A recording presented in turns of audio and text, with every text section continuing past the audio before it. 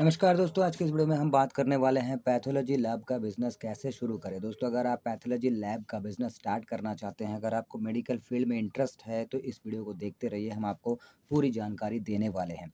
दोस्तों, इंसान जब तक धरती पर है, तब तक उसे कुछ ना कुछ बीमारी होती ही रहेगी। ऐसे में इंसान को अपना इलाज करवाने के लिए डॉक्टर के पास जाना ही पड़ेगा और डॉक्टर के कहने पर पेशाब, खून और भी कई सारे जो टेस्ट होते हैं वो करवाने ही होंगे और ये चेक करना का काम ही होता है पैथोलॉजी लैब का। तो इसलिए अगर मेडिकल का ज्ञान है, पैथोलॉजी की नॉलेज है, इंटरेस्ट है, तो आप इस बिज़नेस में आ सकते हैं। दोस्तों, सबसे पहले बात तो ये है कि पैथोलॉजी क्या है? तो पैथोलॉजी एक प्रकार की पढ़ाई है, जिसमें इंसान को बीमारी के कारणों का पता किस प्रकार लगाया जाता है, ये सिखाया जाता है थ्योरी और प्रैक्टिकल वे में।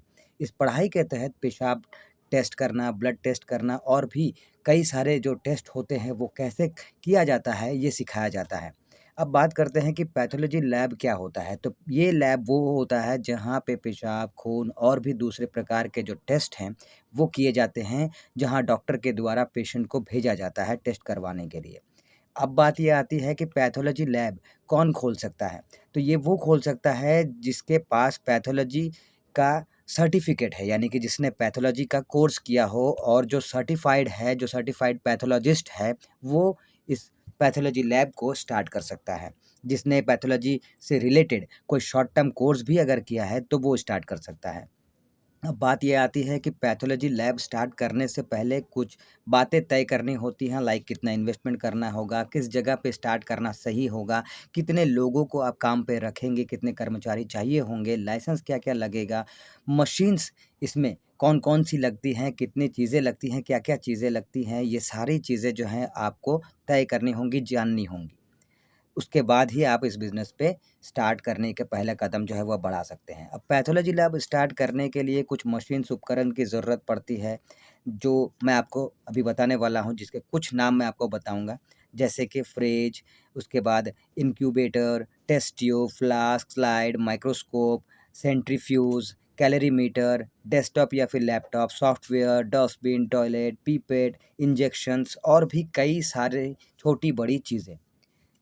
पैथोलॉजी लैब में टेस्ट का मतलब जो टेस्ट क्या-क्या होता है, वो भी कुछ लिस्ट हम आपको बताने वाले हैं। वैसे तो बहुत लंबा-चौड़ा लिस्ट है, लेकिन हम आपको कुछ लिस्ट में बताने वाले हैं, जैसे कि फॉरेन बॉडीज़, उसके बाद इलेक्ट्रॉन माइक्रोस्कोपिक डायग्नोस्टिक, उसके बाद bile duct brushing, bladder washing, anal smear cytology, साथ ही thoracic fluid cytology, urine cytology, common bile duct cytology, इस तरह के और भी बहुत सारे जो टेस्ट होते हैं वो पैथोलॉजी लैब में किए जाते हैं।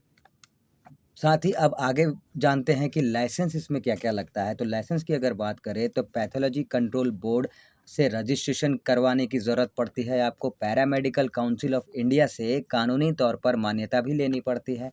पैथोलॉजिस्ट्स का रजिस्ट्रेशन करवाना बहुत ज़रूरी होता है। साथ ही नगर पालिका से एनओसी भी लेना बहुत ज़रूरी होता है।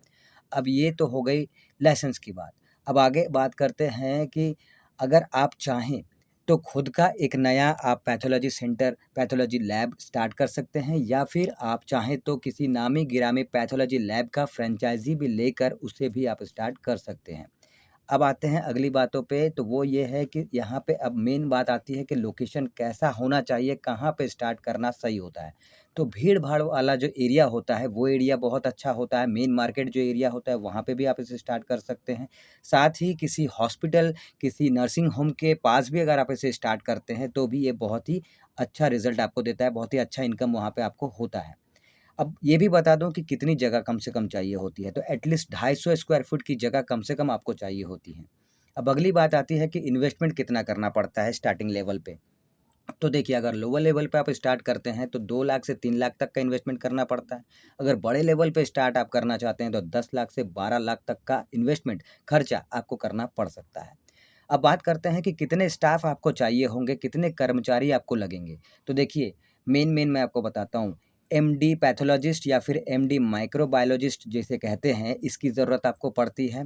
साथ ही लैब टेक्नीशियन की आपको ज़रूरत पड़ती है और ये ध्यान देना होगा कि ये लैब टेक्नीशियन जो है वो डीएमएलटी का कोर्स किया हुआ हो, ऐसे लैब टेक्नीशियन आपको चाहिए होंगे और साथ ही ज़रूरत के मुताबिक कुछ और भी आपको स्टाफ्स जो हैं वो चाहिए होते हैं। अब बात आती है इस बिज़नेस में प्रॉफ़िट की, तो कितना प्रॉफ़िट आप जो है इनिशियली इस बिज़नेस में आप कमा सकते हैं। तो कम से कम 20,000 से 30,000 स्टार्टिंग टाइम में आप इस बिज़नेस से कमा सकते हैं और फिर वक़्त के साथ जैसे-जैसे आपका बिज़नेस जमता जाएगा, आपके कस्टमर बढ़ते जाएँगे, आपका इनकम भी बढ़ता जाएगा। 50,000, 1 लाख, 1.5 लाख इस तरह से आपका इनकम जो है वो बढ़ता ही चला जाएगा।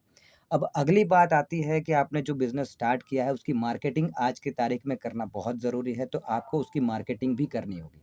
अब उसकी मार्केटिंग करने के लिए आपको 2 तरीके चुनने होंगे और दोनों तरीके से मार्केटिंग करना होगा। और दोनों तरीका क्या है? एक है ऑफ़लाइन जिसमें न्यूज़पेपर, टीवी में ऐड, पैम्पलेट बँटवाना, पोस्टर चिपकाना इस तरह की चीज़ें हैं और दूसरा है ऑनलाइन जिसमें आप जो है सोशल मीडिया यानी कि फ़ेसबुक, ट्विटर, इंस्टाग्राम, व्हाट्सएप जितने भी तरह के आपके जो ऑनलाइन प्लेटफ़ॉर्म में आपने अकाउंट बना रखा है, वहाँ पे आप ऐड दे दीजिए। आप लोगों को बताइए कि आपने ये बिज़नेस स्टार्ट किया है। इस तरह से आप अपने बिज़नेस की मार्केटिंग कीजिए, बिज़नेस को प्रमोट कीजिए। तो इस तरह से पैथोलॉजी लैब का बिज़नेस जो है आप शुरू भी कर सकते हैं। उसकी कम इन्वेस्टमेंट के साथ में आप बिज़नेस की शुरुआत भी कर सकते हैं और अच्छा खासा इनकम जो है आप इसमें जनरेट कर सकते हैं।